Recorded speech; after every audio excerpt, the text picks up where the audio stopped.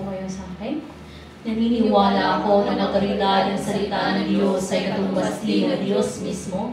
Ako'y susunod sa mga salita niya na may buong paggalang, buong puso, isipan, kaluluwa at lakas, ngayon at kailanman. Amen. Hallelujah! Isang mapagpalang umaga po ng pananampakan sa ating lahat. Tunay nga na ang Diyos natin ay dakila. How good and how great our God is. Naniniwala po ba kayo dito mga kapatid? Amen po ba? Amen. Hallelujah.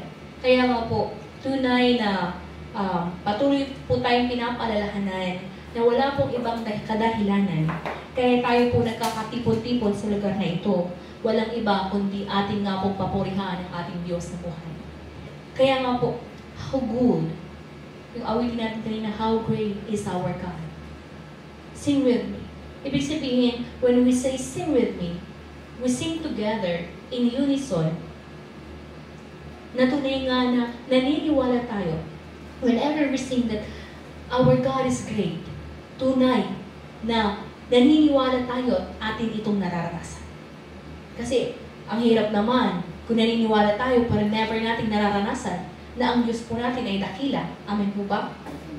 Kaya nga po, sa buhay pananampalataya, tunay nga po na paano tayo makakapanatili? How can we truly continue to serve God willingly na patuloy na manatili sa pananampalataya kung hindi natin nalalaman at hindi natin nararanasan the goodness of our God, the greatness of our God. Amen. Pagkatunay nga na walang ibang mabuting Diyos, walang ibang mabuti, kundi ang Diyos lamang.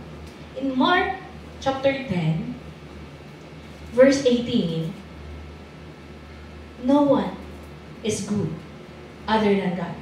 Wala nang ibang mabuti, kundi ang Diyos lamang natin. Sumagot si Jesus, bakit mo ako tinatawag na mabuti? Walang mabuti, kundi ang Diyos lamang. Hallelujah. Kaya nga po, our own self-righteousness ay basahan lamang po sa harapan ng Diyos. Kaya nga, gawin man natin all our efforts to be good, but it can never be enough. But the goodness of God, na tunay nga na natatamasa natin, is the only good thing. Hallelujah. Pagkatunay nga na ang kanyang salita, at binasa nga din po natin, na ang kanyang salita ay tunay nga nakatumbas ng ating Diyos mismo. Katumbas din mismo ng Diyos ang kanyang salita. At yun po yung pag-uusapan natin ngayon. Ang title po ng preaching ay How Good and How Great is Our God. Kaya nga, let us know more the living God. Ibig sabihin, patuloy na magtaglay tayo ng isang pusong nananabik, nagnanais na patuloy po na lumalalim sa pagkakilala sa ating Diyos. The more we grow deeper in knowing God, ito ang tanong ko, kilala niyo na po ba buong-buo ang Diyos? Lahat na? Diba?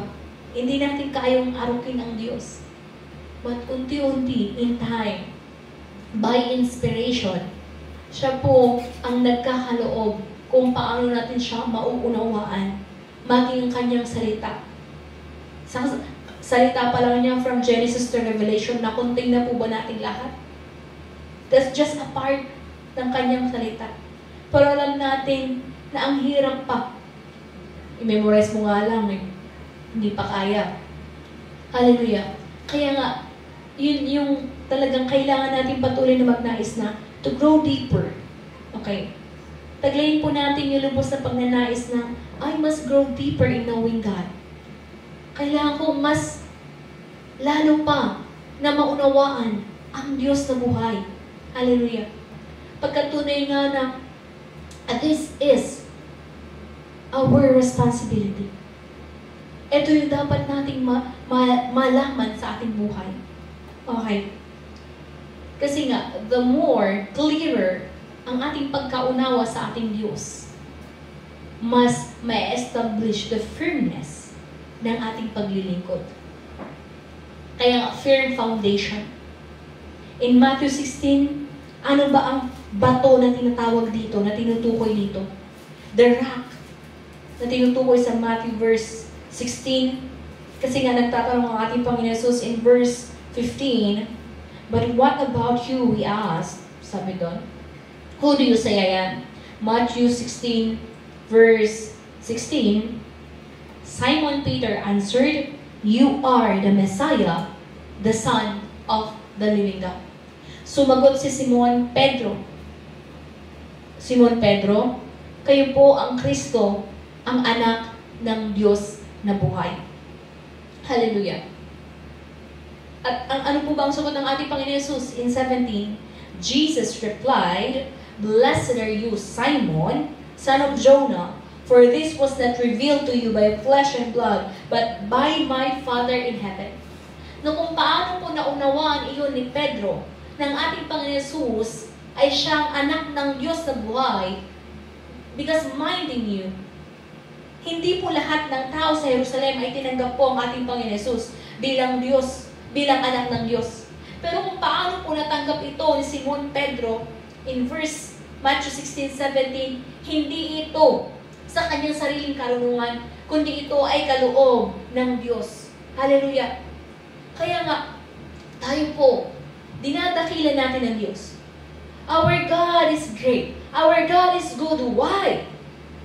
Sa libo-libo, bilyon, na tao sa mundo ito, isa ka, isa ako, sa niloloob ng Diyos na maipakilala ang kanyang sarili. To know God is the greatest blessing that we can have. Makontain mo man ang lahat ng kayamanan nga sa mundong ito. Lahat ng maaaring layaw, pleasures of this world, without God, all will be in vain. Ibig sabihin, sa kahuli-hulihang sandali, ang lahat ay maging walang kabuluhan dahil ang lupang ito, maging ang katawan nito, alam po natin ang lahat. Diba? During pandemic time, diba? Nagiging abo na lang talaga ang mga tao. Karamihan. All will return to dust. This flesh, this body. Kaya nga, katulad ng isang damit, meron po ba kayong damit na damit nyo mula bata hanggang ngayon, damit nyo pa rin? Meron po ba? Hindi ka na lumaki noon. Okay. Di po ba, ang mga pinaglulumaang damit, yung iba kasi maselan, hindi daw pwedeng gawing basahan ng damit. Okay. Pero iba naman, dahil may silbi pa, kaya nga may mga reta-retaso, ginagawang basahan. Okay, o hindi kaya kinakat, and ginagawa po talaga, kasi saan ba galing yung mga retaso? Actually, galing yan sa mga napagretasuhan ng mga damit. Okay, sa pagtatahi. Limbawa lang, tayo din po, pansinin mo, iba yung skin ng baby. Napakalambot. Feel your skin now. Okay. The more we age, kaya nga, naglalabas ngayon ng cosmetics industry na mga anti-aging, to defy aging. But no, we can never defy aging. Andyan man mga plastic surgery, pero hindi maitatago na as times goes by, habang po tayo ay nagsaselebrate ng ating birthday, ibig sabihin, alam niyo po ba, ibig sabihin nun, palapit na palapit tayo in our grave. Palapit na palapit tayo sa ating huling hantungan. At wala pong nakakaalam ni isa kung kailan yung oras na iyon. Kaya nga, ang utos po ng ating Diyos, tayo po ay patuloy po na maging handa. Handa tayo sa ating kamatayan. Ang isang wais na tao, pinaghahandaan po talaga yan. Kaya nga, ang maganda yung iba talaga, meron ng plan. Okay? For their burial, meron na po talaga. Okay? May mga nagbabayad na kasi nga, ang hirap din na pag mamamatay ka na nga, mag-iiwan ka pa na napakalaking utang. Okay? Kaya nga marami nagbabahay kay St. Peter. Okay? Hindi po masama iyon. Kasi nga, ang mga magulang, supposed to be. They will pass on blessing. They will pass on inheritance. Pero wag naman po ang utang ang ipamana. Ano po? Okay. Hallelujah. Kaya nga po tayo, ang ninanais natin, sa susunod nating salilahi ay pagpapala. Kaya we must stand firm in faith. Amen. Sa ating paglilingkod po sa ating Diyos sa buhay, mapaglilingkuran lang natin siya ng tapat at totoo. Kung ulitin ko yung sinabi ko kanina, when we have a clear understanding who our God is. Kung malinaw na malinaw sa ating sarili, sa ating inspirasyon, na tunay nga na-impress in us who our God is. Kasi nga, kung kilala talaga natin ang Diyos, anumang sitwasyon, anumang mapangyayari sa atin, we will stand firm and we will continue to serve God because He is God. Kaya nga may awitin na, bakit kita pinupuri? Bakit kita pinapasalamatan? Dahil ba ikaw ay mabuti? Dahil ba ikaw ay Diyos na nagpapaalam? Pinaglilingkuran ba kita dahil kailangan ko lang gawin? Yun nga, out of duty only? Or ginagawa ko talaga ito dahil kilala po kita. Kilala kita na ito yung kalooban mo. Because I want to please you. Okay. Kaya nga, there must be a change of heart. Ang nais po ng Diyos, hindi lang out of duty kaya natin ginagawa. Sa totoo lang, bilang empleyado, hindi naman sa lahat ng pagkakataon, gusto mo yung ginagawa mo sa trabaho. Hindi po sa lahat ng pagkakataon, oh, I love my job. Okay. Pero minsan kulang na isumpa-sumpa mo yung ginagawa mo. Okay. Pero kailangan mo yung gawin because it is your duty. Okay? But when it comes to serving God, naway mas umangat po ang level ng ating paglilingkod sa pamamagitan ng pagbabago po ng ating isipan, ng ating pagnanais na kilala po natin at alam natin at pinapaunawa sa atin, God's standard is the best. Hallelujah. Minsan, sa ating sariling kaisipan, oh, pwede na yan. Pero in Isaiah, chapter 55, verse 8 to 9, alam natin na ang kaisipan ng tao ay hindi niya kayang maabot ang kaisipan ng Diyos. Maging nga ang kaparaanan ng tao po ay hindi niya maaabot anumang kaparaanan na magagawa po ang ating Diyos sa buhay. Ating sabihin, ang sabi ni Yahweh, ang aking kaisipan ay hindi ninyo kaisipan. Ang inyong kaparaanan ay hindi ko kaparaanan. Kung paano ang langit ay mas mataas kaysa lupa, ang aking kaparaanan ay higit kaysa inyong kaparaanan. At ang aking kaisipan ay hindi maaabot ng inyong kaisipan. Okay. Kaya nga po, in serving God, hindi po ang mga pastor, hindi po ang mga leaders or elders in the church ang siyang maglalatag ng standard. Kailan po at saan po na ilatag ang standard ng Diyos sa paglilingkod? Nasulat na po. Kung noon po, it is spoken, naihayag kay Moises, naihayag sa mga propeta, inihayag ng ating Panginoon Jesus kung paano maglingkod ang mga disipulo. Diba? Ilang beses niyang sinabihan si Pedro, feed my sheep. Feed my lambs. Do you love me, Peter? Do you love me? Palitan niyo po yung Pedro ng ating pangalan. Totoo ba nating mahal ang Diyos? At kung mahal natin ang ating Diyos, ibig sabihin, meron tayong paglilingkod na gagawin. At bilang maghahayag ng salita ng Diyos, hindi po okay.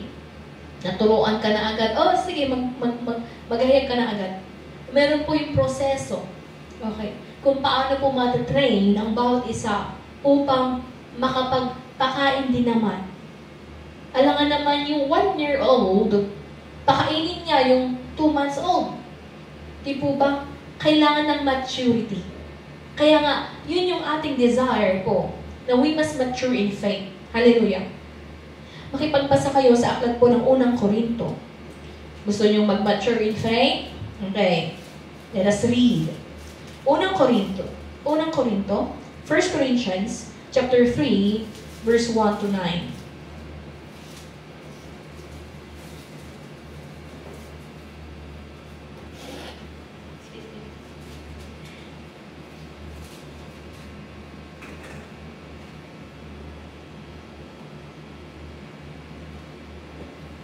Mga kapatid, hindi ko kayo makausap bilang mga taong nagtataglay ng Espiritu. Kailangan kausapin ko kayo bilang mga taong namumuhay paayon sa laman at mga sanggol pa sa pananampalataya ni Kristo. 2. Gatas ang binigay ko sa inyo noon at hindi matigas sa pagkain, sapagkat hindi ninyo kaya iyon. Subalit hanggang ngayon ay hindi pa rin ninyo kaya. Sa lahat po nagsisimula sa pananampalataya, of course, ang estado po na nag-uumpisa is like a baby. Kasi nga ang baby, alangan naman, sinong bagong silang na pinakain agad ng matigas na kanin? Di po ba? The advice is for 6 months, exclusive breastfeeding for the baby. Pag sinabi natin exclusive, gatas lamang ng nanay. Anong ibig sabihin nito is spiritual? Kaya nga po ina-advisean ko na sa mga nagsisimula sa pananampalataya, you must be concentrated sa salita ng Diyos. You must be concentrated, isa pa, sa one teacher. Why? Pag ang dami mo na agad teacher sa first hand mo pa lang, teka, ito ang sabi niya. Teka, ito ang sabi niya. Di po ba? Kaya nga iniiwasan ko din, hindi ko ina-advise sa mga nagsisimula, makinig na iba-ibang klaseng preacher. Kasi nga, hanggat hindi mo pa nakukuha the foundation in faith, nakakatakot lang, baka hindi mabantayan ng nag-aalaga sa'yo, ano na yung naririnig mong iba. Okay. Kaya nga, exclusive breastfeeding sa baby dapat. Supposed to be. Actually, sa iba, up to 2 years na talagang galing sa nanay yung gatas. Pansinin nyo yung breastfed versus napagatas ng baka. Kasi baka talaga yun, di po ba? Kaya nga ang comparison kay Jihon at kay Pishon, anak po ng aming pastor, si Jihon, exclusive po talaga yan. Tignan niyo si Pishon, mas maligali kasi siya gatas ng baka. Example lang po yun. Kasi nga, wala pong ibang tatalo, wala pong ibang alternative, or wala pong ibang, o sabihin natin, substitute talaga yung mga mahal na, mga gatas, okay, ano ba yung mga gatas na iyon? S21, tama? Ay, 26, 21, sorry. Yung mga mahal na gatas na iyan. Pero alam niyo po ba talaga, the best pa rin ang nanay. Kaya nga ang nanay po, paano naman siya makakapagpadede ng maayos? Kailangan siyang kumain ng nutritious food. Kasi kung ano ang meron siya, yun ang maibibigay niya. Ganun po ang pagsisilang, pag-aalaga ng mga bagong sanggol. Bagong kaluluwa, ganun din po. Kaya na nakadepende din sa nag-aalaga. Hindi minsan, kalimitan. Sabihin natin, may part talaga yung baby. Kung may sakit, hindi po yan makakadede. Ganon din po sa mga mananampalatayang mga baby pa. Kasi nga, hindi talaga yung makakapakinig kung andun pa rin yung spiritual niyang karamdaman na hindi napapagaling. Pero ang tanong naman po, ibalik na po natin sa verse 2. Hanggang ngayon, ilang taon ka na sa iglesia, gatas pa rin ba ang gusto mong kainin? Okay. Ayaw mo na bang mag-mature? Okay. Kasi nga, ang nagmamature na, kaya na nga niyang pag 3 years old, kaya na niyang magtimpla ng sarili niyang gatas. Sa totoo lang yung iba. Si Gio nga, kaya niya, siya na lang magtimpla. Okay. So, ibig sabihin, alam na nung bata na ayun yung gatas, ayun yung tubig. Pagsasamahin ko lang yun, pwede na ako mabusog. Diba? Nakikita niya. Kasi nga ang baby, kung ano ang nakikita niya, gagawin niya. Kaya ganoon din po yung nag-aalaga, tinuturuan ko po kayo na when in time na kayo na po yung mag-aalaga, take note kasi nga tinitignan tayo ng ating mga inaalagaan. Verse 3 po. Sapagkat nananaig pa sa inyo ang laman. Ang inyong pag-iinggitan, ang pag-aaway-away, ay palatandaan na makasanlibutan pa kayo at namumuhay ayon sa laman. How can we know that a Christian is still a baby? Okay, basahin mo sa English.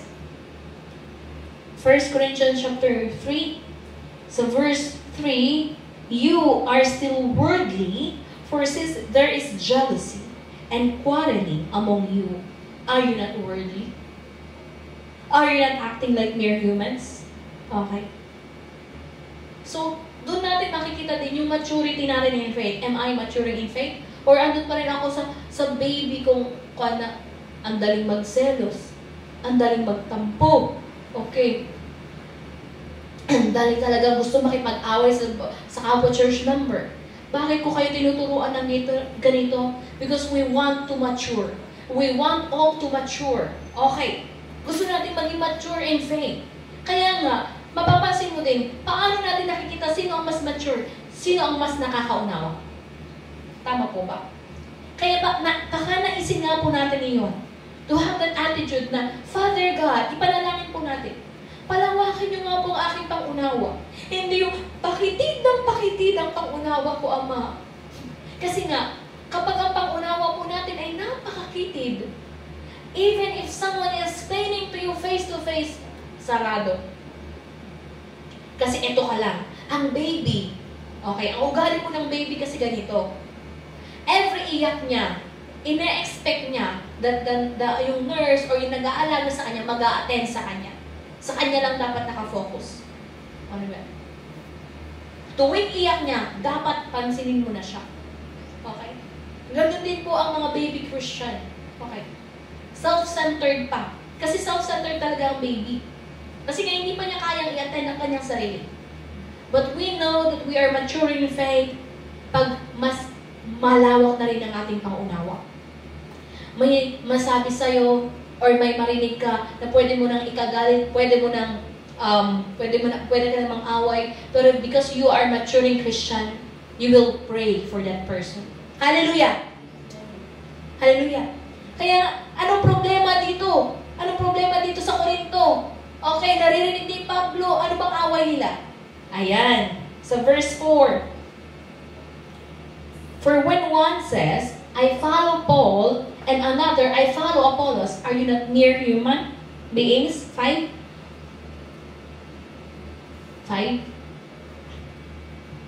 Sino ba si Apollos at sino ba si Pablo? Kami mga lingkod lamang ng Diyos na kinakasangkapan niya upang akayin kayo sa pananampalataya kay Kristo.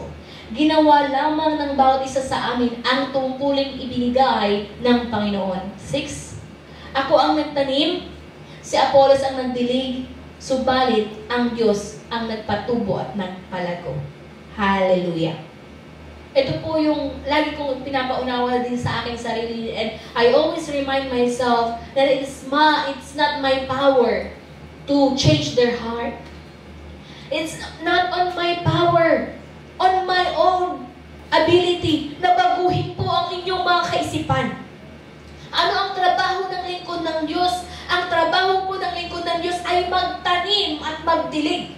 Ibig sabihin, ang trabaho po ni Pablo at that time in the Church of Corinthians is siya ang nagplant ng seed. Ibig sabihin, siya ang naunang nagturo.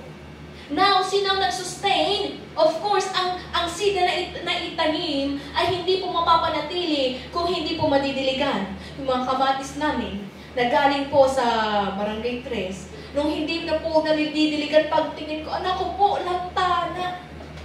Kaya nga, ang isang mananampalataya na hindi rin magpapatuloy po na mapangaralan, maturuan ng katotohanan, ay malalanta, matutuyo. Kaya nga, kailangan po natin ng mag-aalaga sa ating mga kaluluwa. Kaya nga, we must belong to a church, and that church must be, yun ang magsusustain sa kanyang miyembro, kasi responsibilidad yun ng naitalaga na lingkod ng Diyos. Okay, anong ibig sabihin nito? Kasi ang trabaho po kasi ni Pablo ay missionary siya. So, pag siya ay naghayag, lumilipat-lipat po ng lugar. Okay. Pero may nag-maintain, okay, it is Apollos. At magaling din talaga si Apollos. Now, andun na, nahahati ng mga church members. Sabi niya, ay ako, doon ako kay Pablo. Squad siya. Ako naman kay Apollos, gano'n. Kaya, kung kayo ay ganyan, sabi ni Pablo, hindi ba parang kayo ay nasa mundo pa rin? Kaya nga, na-emphasize dito na, oo, ako ang nagtanim. Si Apollos ang nagdilig. Pero sino? Okay. Who brings the growth? Okay. But God has been making it grow. Okay. Ang Diyos po. In verse 7,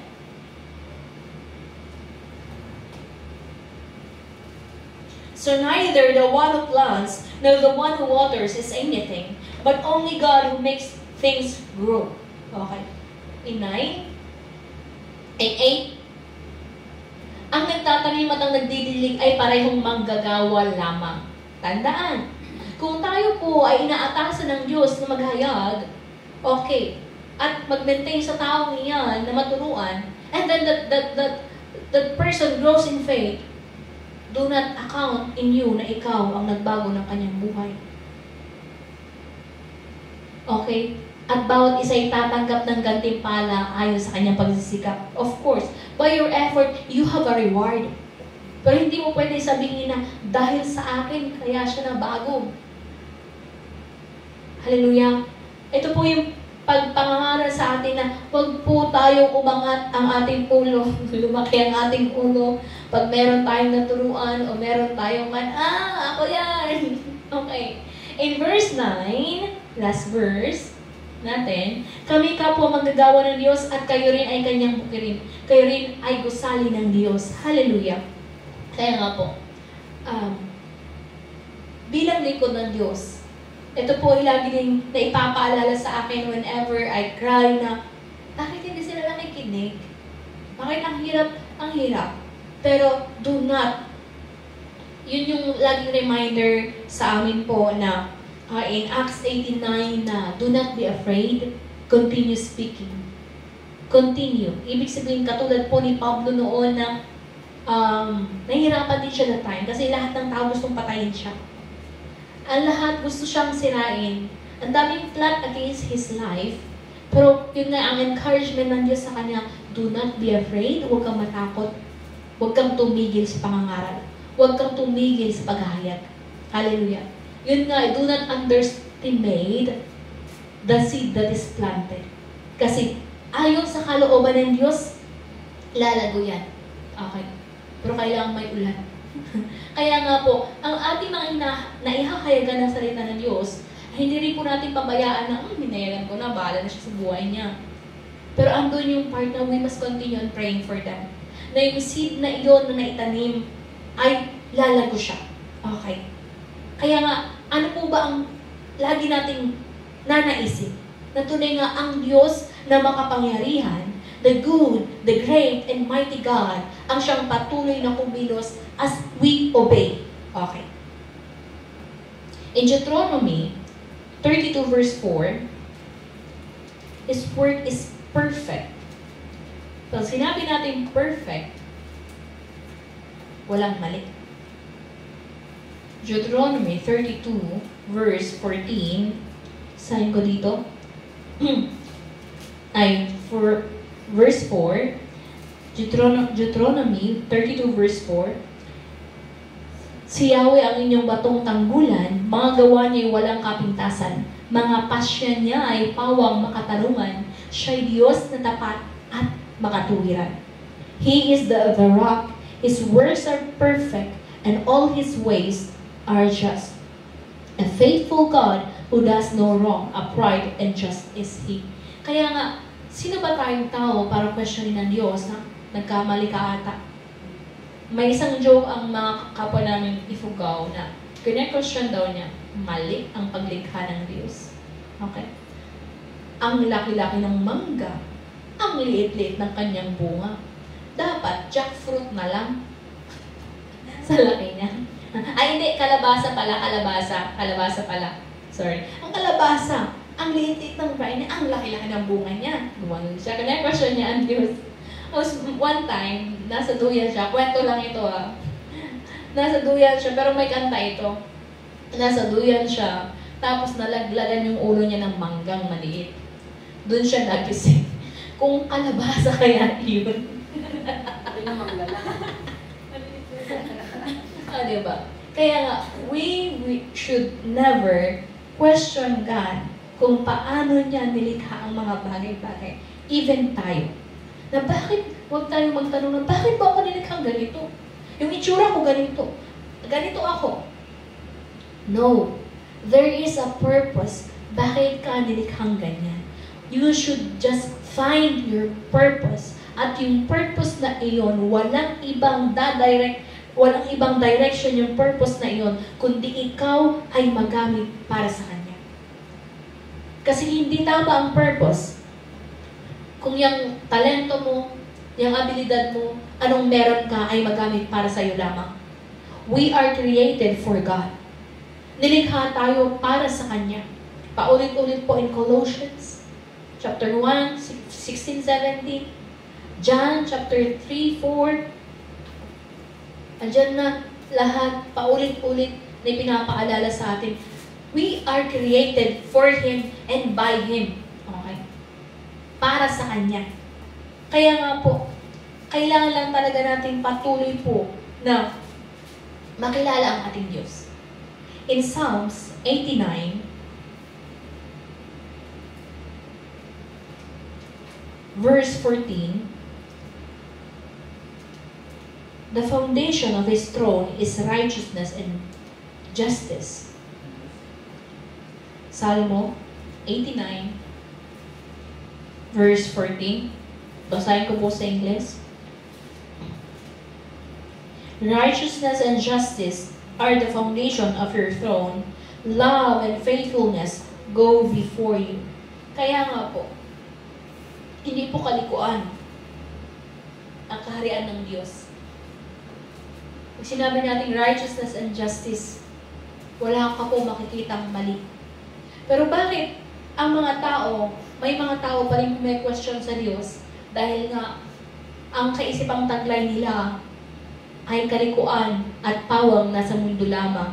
The perspective of man na hindi nakakakilala sa Diyos ay hindi po talaga mauunawaan kung ano at sino ang Diyos.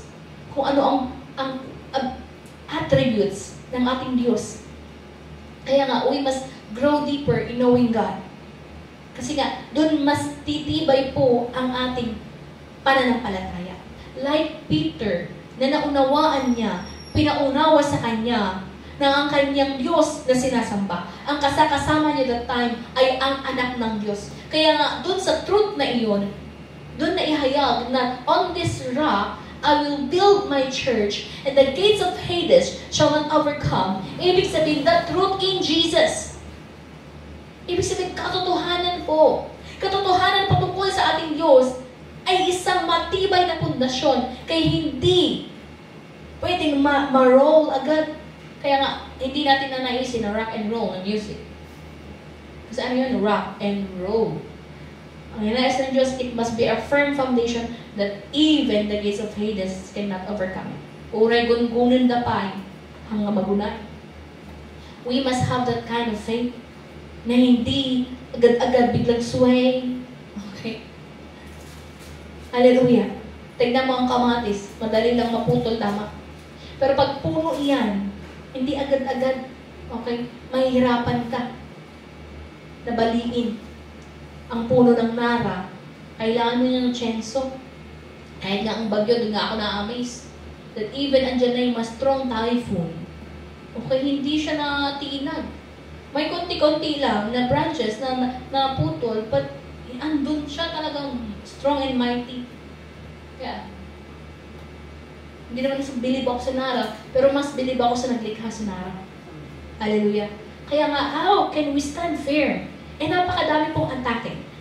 Ang ibig sabihin po ng bagyo sa pananampalataya, ang dami pong mga gustong sumira sa ating pananampalataya. Kasi kung wala iyon, ibig sabihin patay ka na.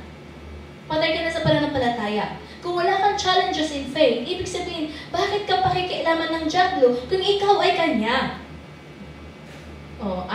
Ayoko, pagod na ako. Kung gusto mo mamahinga, ibig sabihin, you want to rest in paradise. Okay. May time na sabi ko, Father God, parang gusto ko na sa paradise. Kasi, naramdaman ko na yung pagod sa mundong ito.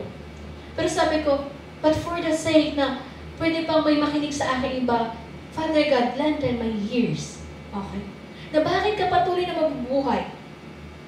For us to speak His name. For us to glorify His name. For us to sing praises to His name. And there is no other name than Jesus. Hallelujah. Okay. Ang kailangan po natin ay patuloy po na magtaglay that holy fear towards our God. Basahin nyo na lamang po. Deuteronomy 10, assignment nyo yan, hindi ko na babasahin. 12 to 22. Yung banal, ang taglay nga po natin ay banal na pagkatakot sa Diyos. I love this when I read Deuteronomy chapter 10 and chapter 11. Okay. Sige, pasadahan natin kaunti. Deuteronomy chapter 10 sa 12. And now, Israel, what does the Lord your God ask you but to fear the Lord your God, to walk in obedience to Him, to love Him, to serve the Lord your God with all your heart and with all your soul. Hindi lang po sa Matthew sinabi ito. Deuteronomy pa lang. And to observe the Lord's command and decrees that I'm giving you today for your own good. You see that? Ang ating pagsunod sa Diyos, it is for our own good. Hallelujah. Na ang pagsunod po sa Kanya ay hindi po sumpa ang kapalit, kundi pagpapala. At hindi po pagpapalang not only on the physical, sa physical lamang, hindi po. Up to eternity. 14, to the Lord your God belong the heavens, even the highest heavens, the earth, and everything in it.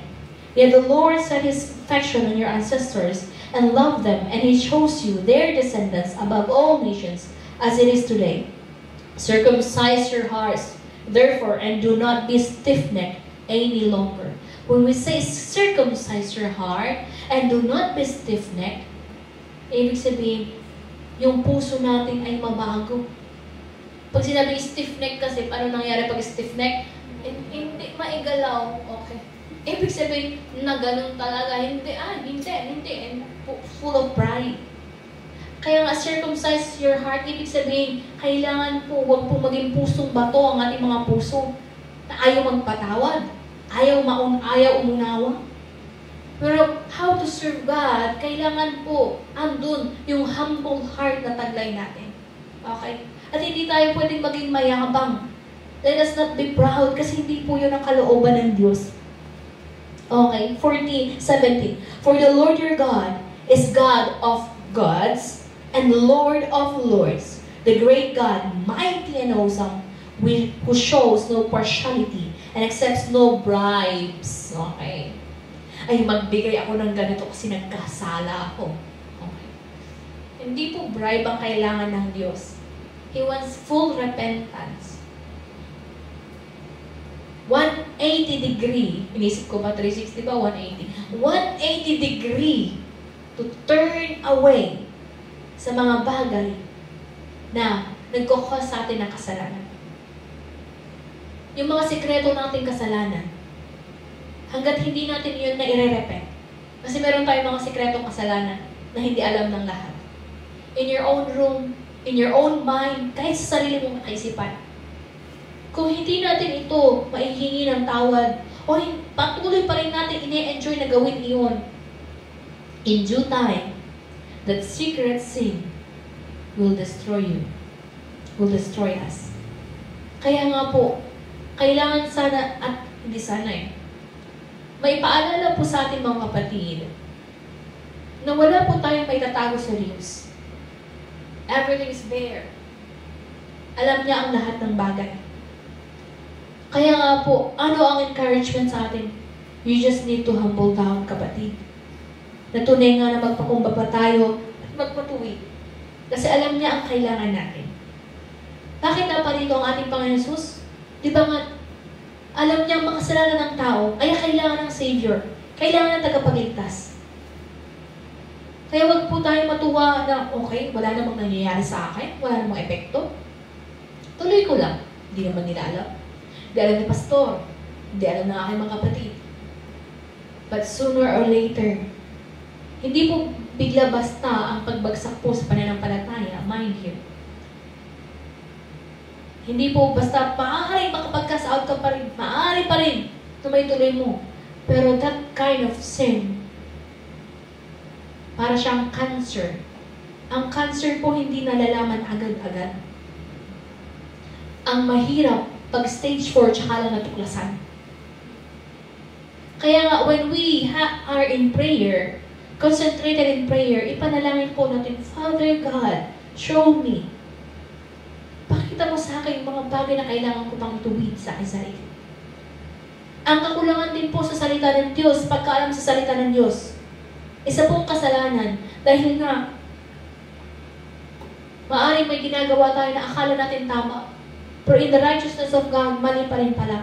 Kaya, kailangan natin patuloy na alamin ang salita ng Diyos dahil ito po yung nagtutuwid sa atin. Hallelujah. Okay. Ituloy natin. He accepts no bribes. He defends the cause of the fatherless and the widow and loves the foreigner residing among you, giving them food and clothing. 19.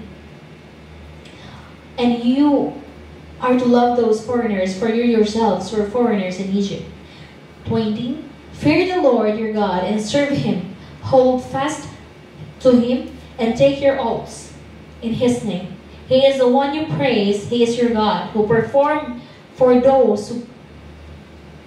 those great and awesome wonders you saw with your own eyes.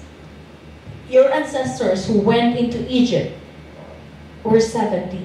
And now the Lord your God has made as numerous as the stars in the skies. Hallelujah. Kasi ilan lang po yung pamilya po ni Jacob na pumunta at the time of drought sa Egypt. Pero paglabas nila, napakadami na nila.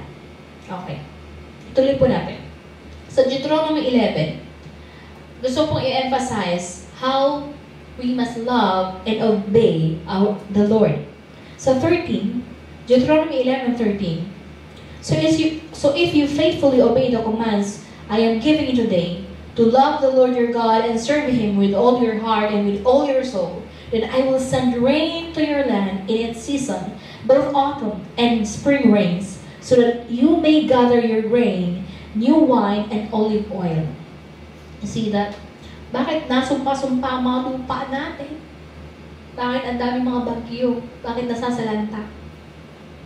Kapag hindi po natin napapakurihan tunay, talaga nga na kalamidad ang sasapitin natin. Okay. At hindi lamang po ito kalamidad sa pisikal, maging sa espiritual. Okay. Sa 16, be careful or you will be enticed to turn away and worship other gods and bow down to them. Sa ating pagpapatuloy sa pananampalataya, be careful na maging compromise tayo. Kailangan natin mapanatili sa ating pananampalataya na truth. At ang truth na iyon, walang iba at hindi natin mahanap sa ibang libro, only in the Bible. Kaya we must have the qualities of a true Berean. Hindi lang Berean in name, Berean in sa pagkatawag, pero totoo bang Berean tayo? Ang mga noble Bereans, who are they? Patuloy na nananaliksik sa salita ng Diyos. Hallelujah. Natatakpan po yung camera when you hold that.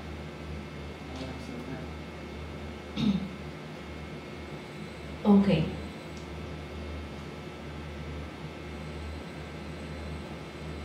Tuloy natin. 17, then the Lord's anger will burn against you, and He will shut up the heavens so that it will not rain, and the ground will yield no produce, and you will soon perish from the good land the Lord is giving you. Fix these words of mine in your hearts and minds, tie them as symbols on your hands, and bind them on your foreheads. Teach them to your children, talking about them when you sit at home and when you walk along the road, when you lie down and when you get up. Okay, tuloy natin sa 22. If you carefully observe all these commands I am giving you to follow, to love the Lord your God and walk in obedience to Him and to hold fast to Him, then the Lord will drive out all these nations before you, and you will dispose nations larger and stronger than you. Every place at 24 po, every place where you set your foot will be yours. Your territory will extend from the desert to Lebanon, and from the Euphrates River to the Mediterranean. 25, no one will be able to stand against you. The Lord your God, as He promised you, will put the terror and fear of you on the whole land wherever you go. Okay? Like the Israelites. Alam niyo po bang kinatatakutan ng mga Israelites? Because they know na ang Diyos ay nasa kanila. Okay? Hallelujah. Kaya nga po, in 26, see, I am setting before you today blessing and curse. The blessing if you obey the commands of the Lord your God that I am giving you today. The curse if you disobey the commands of the Lord your God and turn from the way that I command you today by following other gods which you have not known. Paano po tayo masusumpa kapag po ang ginawa po natin ay ang pagtaliwas sa kalooban ng Diyos? Just tell them, naka-record po ang preaching. Okay. Wala po magagawa kung talagang sira ang signal. Pakipatay na lang yung mga live ninyong iba. Okay. Ibig sabihin, naglola ko talaga internet. Okay, kasi na ako lang nadidistract na po talaga sa ginagawa ninyo. 30, as you know these mountains, okay. Sa 31, you are about to cross the Jordan and enter and take the possession of the land the Lord your God is giving you. When you have taken it over or are living there, be sure that you obey all the decrees and the laws I am setting before you today. Hallelujah. Okay. Tunay nga po na kailangan po natin na may set ang ating puso na tunay nga na ibigin at tugdin ang kalooban ng Diyos. Hallelujah. Paano po iyon? Kapag magpatuloy po tayo, okay, pakichat na lang po sa kanila, i-post natin agad yung preaching right after kung hindi po talaga kaya. Dapat hinayaan nyo lang kasi nga, nagpe-play pa rin yan. Pinatay nyo ba? Siya po mismo ang nag-stop. Sa meta po. Okay. Patayon niya yung preaching. Ipapost po natin sa YouTube. Inaaway na tayo ng meta. Okay. Hallelujah. Tignan po natin kung paano nga nasira or paano yung mga pagkakataon po na ang mga Israelita ay napapahirapan. Noon po ba sila ay sumusunod sa Diyos or nung sila ay nagdi-disobey? Di po ba? Kaya nga, obedience brings blessing. And disobedience, yun po ang sisira sa atin. Kaya nga, tignan nyo, even David, na iniibig ng Diyos at tinuring ng Diyos a man after my own heart, nagkasala pa rin ng adultery. Pero kahit mahal na mahal ng Diyos si David, hindi po exempted si David sa consequence ng kanyang ginawa. Unawaan po natin. Kaya nga, andun yung free will sa atin, mga kapatid. Malaya tayong gawin ang mga bagay. Okay. Malaya natin gawin ang mga bagay po na maaring sabihin natin, okay, malaya akong gawin ito. Sino mong pipigil sa akin? Pero hindi po tayo malaya sa consequences. Ano ang balik nung ginawa natin?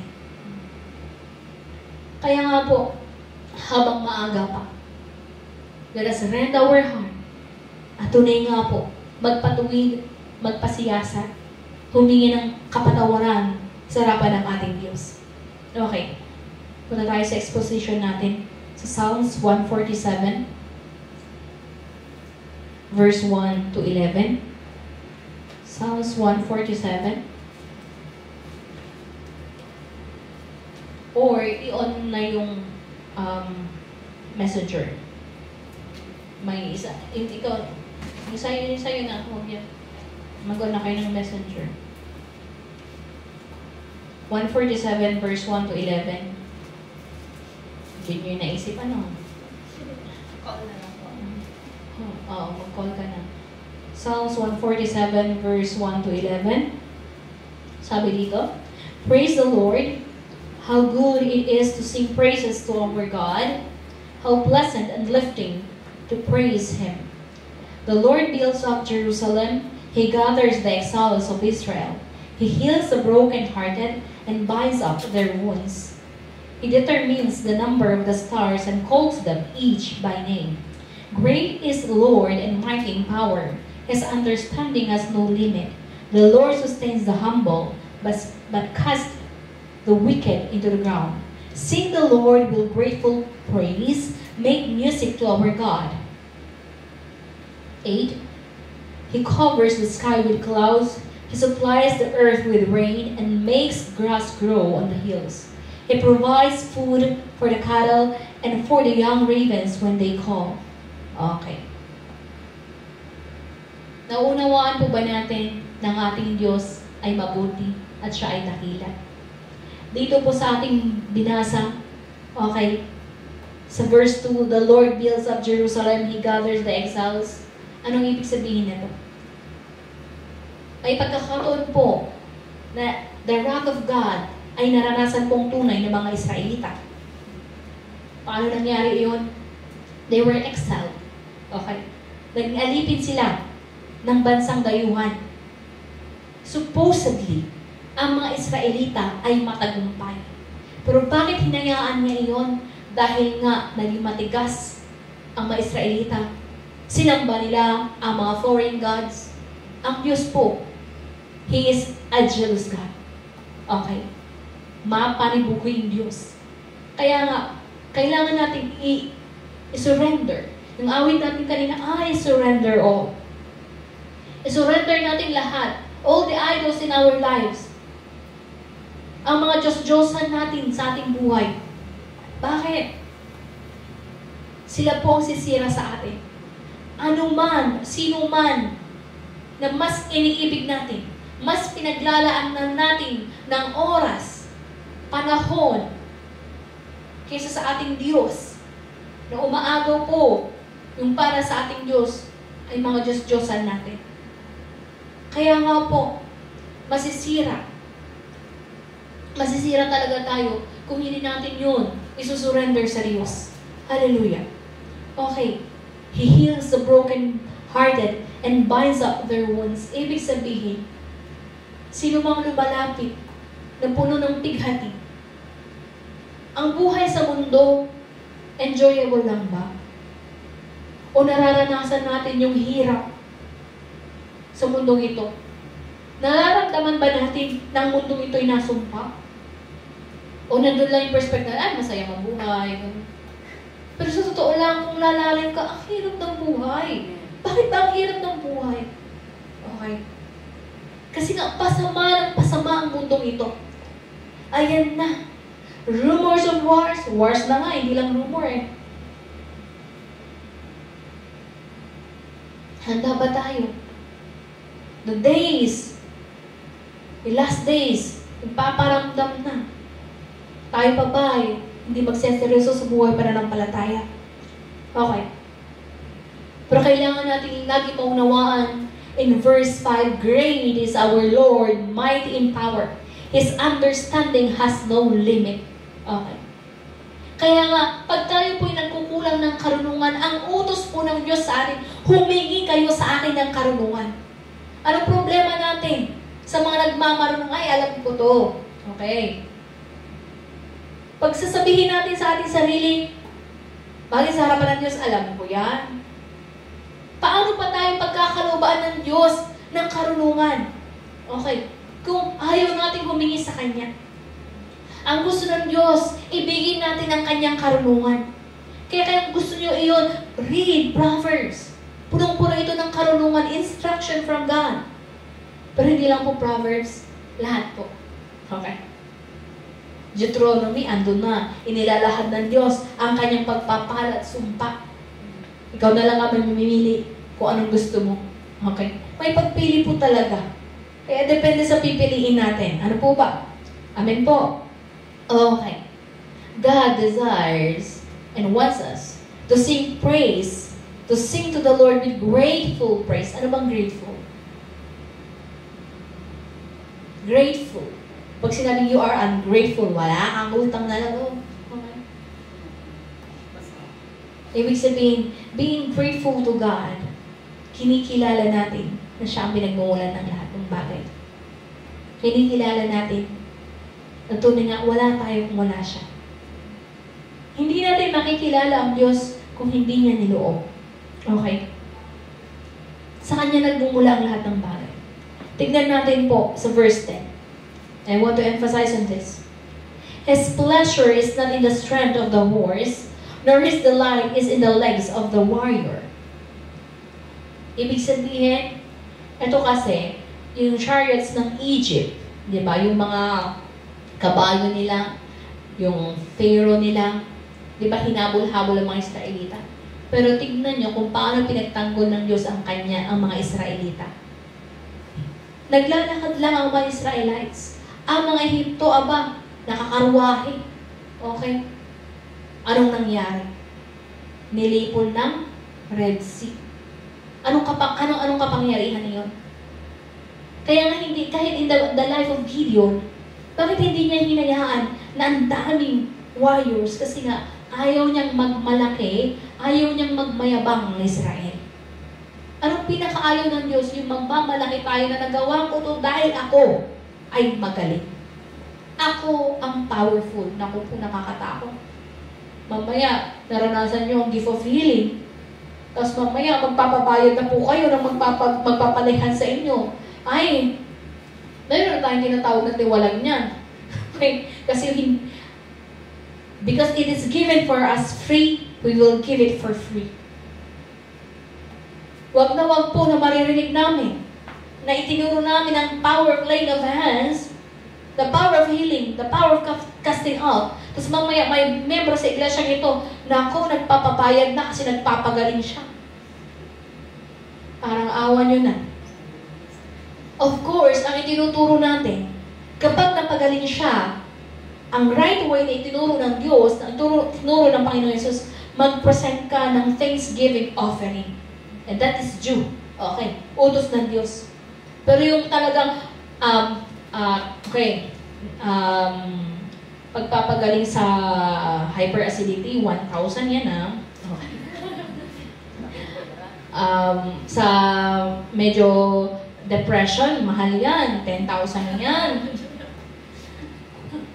Wala po tayong gano'n mga kapatid.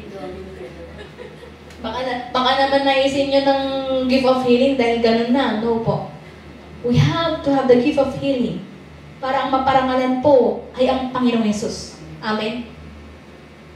Na mailalathala, na ilihas ako ni sister na ganito.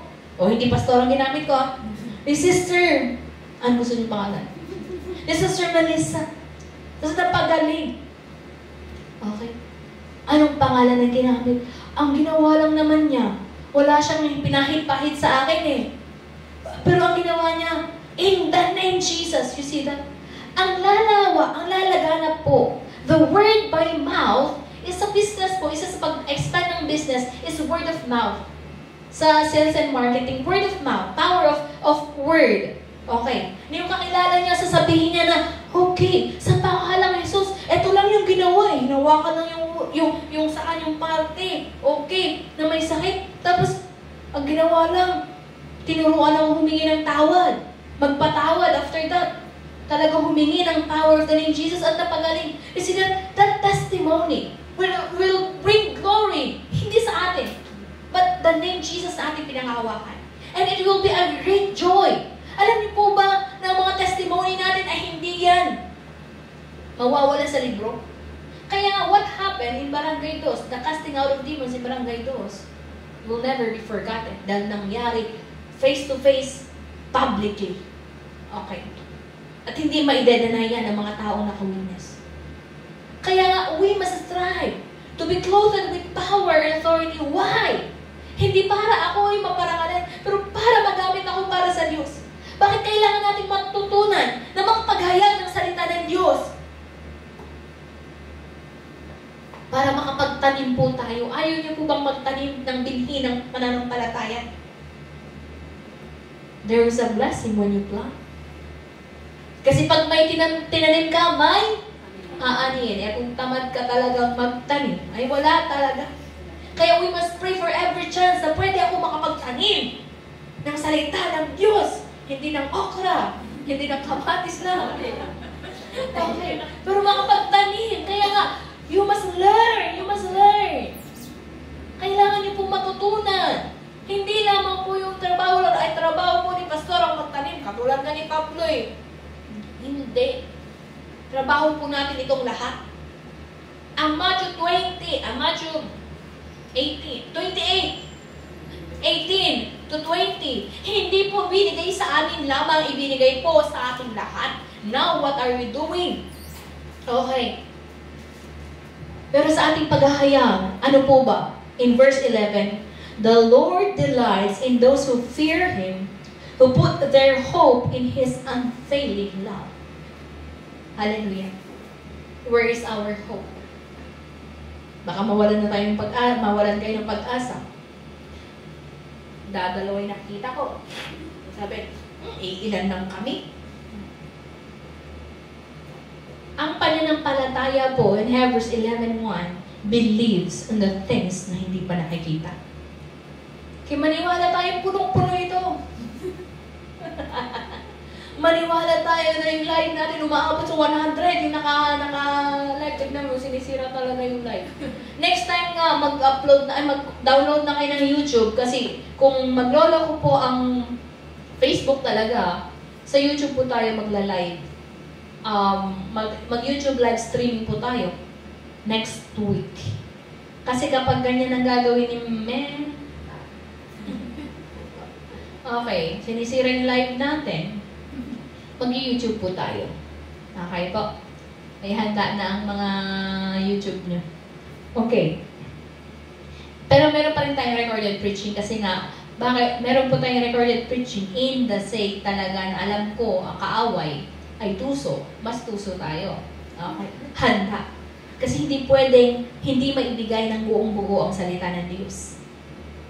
Kasi nga, for the sake ng mga kapatiran natin, yun nga, just wait para makumpleto nyo, panoorin nyo po ulit. Hallelujah. Okay.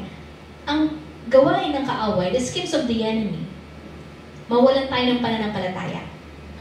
Na we will lose hope. Ano mga depressed? Nawawalan ng pag-asa. Bakit nagpapakamatay? Dahil wala na. Nahinto na. Ito na lang yung bottom line. Wala na. But faith is everything. Ang pananampalataya po sa ating Diyos can go distance. Makita ang hindi pa nakikita. Okay? Paniwalaan ang bagay na hindi pa na pangyayari. Huwag naman yung mga magical, ang mga nais nyo Inbound with the Word of God. Okay? Bagay pa lang hindi nakikita Please, lumebel kayo sa inspirasyon na meron ng preacher. Okay. In times of trouble, be still and know that He is God. In Psalms 46 verse 10, be still. Ibig sabihin, pumayapa. Pumayapa. Pag gulo-gulo na po tayo, pinakamahalaga na pumayapa po ang bawat isa. In John 14:27, ang pangako po ng ating Panginoon Jesus, peace I leave you. Kapayapaan. Kaya nga po, sa mga desisyon na ating gagawin, ang kapayapaan po ng Diyos, okay, ang siya pong magpapaunawa sa atin na ito ay kalooban niya. Okay. Kaya hindi natin po kailangan na talagang, alam mo yung, ikaw ba yung lalaban para sa sarili mo? In spiritual terms, tayo lang po bang lalaban? Hindi ba nga ilang beses, bilangin nyo nga, ilang beses pinangako ng ating Diyos, if you obey me, if you will serve me, I will be with you until the ends of the earth. I will be with you. I am with you, for I am with you. Never, nating naisin to depart away from God. Once we chose the other way, once na pinili natin ang daan na hindi patungo sa langit, are we still with God? Effective pa rin ba ang pangako niya? Pero, yung manatili tayo sa direction ng Diyos, God promised, makailang beses, I am with you. Kaya nga, sa pananampalataya ito, sa iglesia ito, we must firmly believe that God is with us. Ang kaaway, gusto niyang mawala iyon sa atin. Wala na ata, hindi na kumikilos eh. Okay? Pero no! Okay? In times, we must be steadfast in faith. Okay? In Exodus 14 verse 14, be silent. May mga pagkakataon na kailangan natin manahimik. Ano po? Hindi lahat ay kailangan dadak ng dadak. Exodus 14 verse 14, the Lord will fight for you. You need only to be still. Okay. Sa ibang translation kasi, the Lord will fight for you. Be silent. Manahimik ka. Okay. Kaya, kapag ang argument natin sa ibang tao na in the unbelievers ay mapupunta sa argument na hindi tama, hayaan mo na silang manalo. Okay. Ang ipagtatanggol lang naman talaga natin pag yuyurakan na nila ang pangalang Jesus. Pero kung yung argument na yun ay debate na para maipamukha kung sinong tama, hindi yun ang ating goal. Remember, when we preach, when we teach, our goal is to give life. Hindi para pumatay. Ay, kailangan manalo ako dito. Okay. Maging pride na po kasi iyon. Remember, when we have conversation with other people, at alam mo, napupunta na sa, kasi nga, pag namuuna ang galit, patayan na iyan. Katumbas nun ha. Pag andun na yung argument na mapupunta na sa anger, sa hatred, ibig sabihin papunta na to death ang conversation na iyon. Ang usapan na papunta sa pagkagalit, papunta sa talagang magsusumpaan ang dalawa, ibig sabihin, that conversation is leading to death. You have to be quiet. Keep quiet. At ang Diyos po ang magtatanggol po sa atin. Hallelujah. Hindi lahat ng laban kailangan ikaw ang manalo. Minsan ang mga pagkatalo, yun pa rin pala ang panalo mo. Okay? Hindi lahat ay dapat ako ang tama. Okay. Kaya nga, there must be humbleness and there must be true inspiration na alam mo at pinapaunawa sa atin ng Diyos, tama po ba ang ginagawa natin? I love Psalms 91. Okay, bago tayo mag-end, basahin natin ito.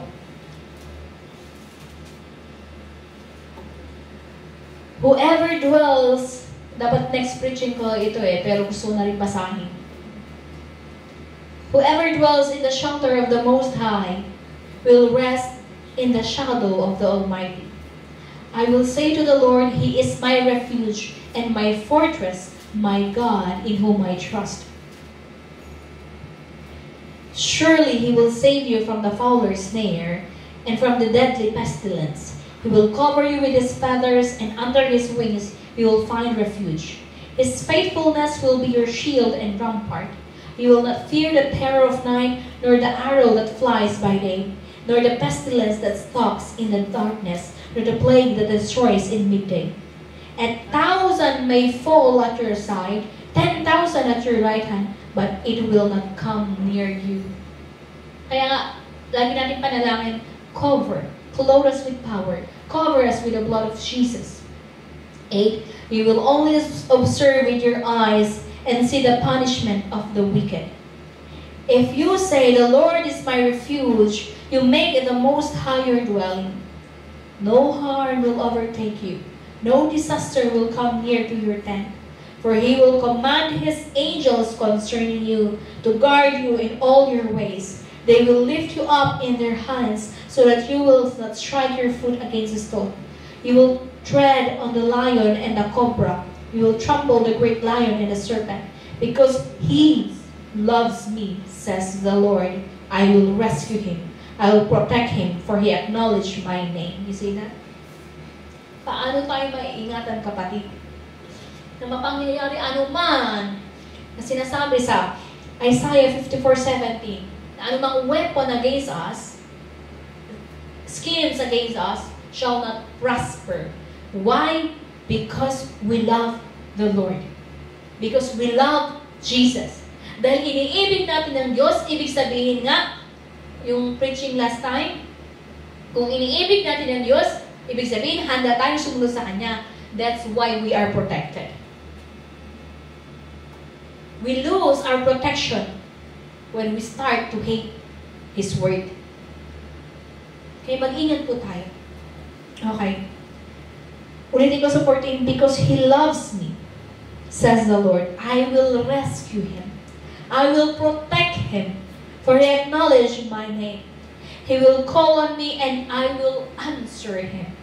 I will be with him in trouble. I will deliver him and honor him. With long life, I will satisfy him and show him my salvation. Hallelujah. You see that? Kaya nga, God is great. God is good for those who loves Him. You want to be loved by God? Gusto niyong ibigin kayo ng Diyos? Gusto ba natin ibigin tayo ng Diyos? Then we must love Him with all our heart. With all our heart, with all our mind, with all our strength, ibig sabihin with all our life. Maibigay natin, maipakita natin ang pag-ibig natin sa Kanya. Ngayon ang tanong, paano natin na ipapakita na iniibig natin ang Diyos? Mga simpleng utos niya, hindi pa natin masunod. Mga simpleng utos niya, ayaw pa rin natin sumunod. Manalangin ka para ikaw ay tulungan ng Diyos, katamad manalangin. Magbasa ng Biblia para mapuno ng salita ng Diyos, ayaw pa rin magbasa. Magbigay ka ng iyong ikaput handog, your tithes and offering, so that you will be blessed, you will be protected. Ayaw mo naman. Tapos gusto mo blessing and blessing and blessing lang? That's not the righteousness of God. Okay? If you love Psalms 91, let us all love God and obey Him. Hallelujah. For truly, hindi po magic ang salita ng Diyos. Andun po yung proseso ayon sa kanyang katuwiran. He who loves God, mararanasan niya po ang pangako in Psalms 91. Even in Psalms 147, that truly, yung aawit ka talaga, how great is our God. Na totoo na alam mo that God is great in your life. Paano natin yung inaawit, mga kapatid? Pero wala kang maisip na mabuti ang Diyos sa buhay mo. Kinalimutan mo na paano Kanya inibig. Ang gusto po ng kaaway, maging ulyanin tayo, then we became ungrateful. Maging ungrateful tayo sa harapan ng ating Diyos. Kakalimutan natin ang Kanyang mabubuting gawa. Kasi ang makikita mo na lang yung sitwasyon mo ngayon na hirap-hirap ka. Ang ipapakita lang sa'yo, ito. Di ba naghihirap ka ngayon? Kasi na. Pero ang nice po ng Diyos, makita mo buo mula nung ikaw ay sidilang. Kaya nga in Jeremiah 1 verse 5, before I formed you, I knew you. Kaya nga, doon ko naisip na, before conception pala talaga, kailangan ng manalangin ang isang mag-asawa for na talagang lalaki ang batang ito na maglilingkutin. Before I formed you, I knew you. Don't you know that? At ngayon, nakilala tayo ng Diyos. Hahayaan natin mawala sa atin. We must continue. Step on faith. Paganahin ng faith, hindi ang sarili ang limitasyon ng mata. Ang mga mata ng mga tumatanda, lumalabo na talaga ngayon. Okay. Kaya nga, yung iba naging 4 na ang mata. Yung iba, 6 pa daw. Okay, kasi ako din, eto, lumabo na eh. Hindi mo makita yung nasa dulo. Pero alam natin, this will grow, will fail. Itong physical will fail. Ano mang pang-aabuso sa katawan, talagang it will fail. Pero kailangan natin, yung kaluluwa natin talagang nakahanda for eternity. That's our goal in faith. Okay. Ang totoong may pananampalataya, our end goal is heavenward. Yun ang huwag po natin kakalimutan. Kaya we'll continue praising and singing to Him that He is good and He is great because we are here. Hallelujah. At sa pagkakataon ito, tayo nga po'y manalangin. Let us ask forgiveness sa mga pagkakataon na hindi natin nakita ang kabutihan, ang kapangyarihan ng Diyos sa ating buhay. Na nakikita lang natin kung ano yung kakulangan natin. Let us repent sincerely to God sa mga pagkakataon na nagkukulang tayo ng pananampalataya. And let us pray to have faith in His name and to experience His promise in His word. Let us call the name Jesus 3 times and begin to pray. Jesus, Jesus, Jesus. O Diyos, ang mga nadakila, tuninghang mga pangyarihan sa Diyos. Sa lahat. How great You are. How good You are. Forgive us. Ama, sa mga pagkakataon na limitado ang aming perspektibo. Limitado ang aming paningin. Ang nakikita namin, Ama, is our difficulties. Ang nakikita namin ay ang mga limitasyon na meron kami. Forgive us. Ama, Father God, for lacking in faith. Forgive us sa mga pagkakataon na hindi namin nakikita yung kabutihan sa aming buhay. Ama, pagbuksan mo ang paningin ng bawat isa. Na makita, O Diyos, Ama, ng bawat isa na Ikaw ang Diyos na mabuti. Ikaw ang Diyos na dakila. Ama, na Ikaw ang Diyos na umibig sa amin. Na tunay nga, O Diyos, Ama, sa aming karumihan kami pinatawad mo. Ama, sa aming kasalanan kami pinatawad mo. Now, Father God, continue. Ama, na tunay nga, O Diyos, Ama, lumago sa pananampalataya, Ama, ang bawat isa. Buksan mo ang puso't isipan ng bawat isa. Father God, to be open up. Mabuksan ang puso't isipan, Ama. We pray that the seed that is planted today ay tunay nga, O Diyos, Ama, mamunga. Father God, mabuksan mo ang bawat puso't isipan upang nga, O Diyos, Ama, paligan tanggapin sa palatayahan ng iyong dakilang pangalan upang patuloy, Ama, na kami makapaghanda sa muling pagbabalik ng aming Panginoon Jesus. Father God, we thank You for Your word. We thank You, Father God, Ama, for Your faithfulness, Ama. Na maligtas, Ama, kami man ay nakikita. Ama, Ikaw ang pinagmumula ng aming kalakasan. Ama, tunay na Ikaw ay dakila, O Diyos, Ama. And I pray that all of us will sing praises to Your name. For You are good and You are great, Father. Ama, salamat, O Diyos, sa mga salita mong malayang ihayag. Salamat, O Diyos, Ama, Father God, pagkatunay nga, Ikaw ang Diyos sa dakila. Thank You, Jesus. Thank You, Jesus. Ito, Ama, ang aming dalangin, depending only on the most powerful name, the most authoritative name, the name of salvation, the name Jesus. Amen. Natawag ko po si Pastor Raymond for the benediction.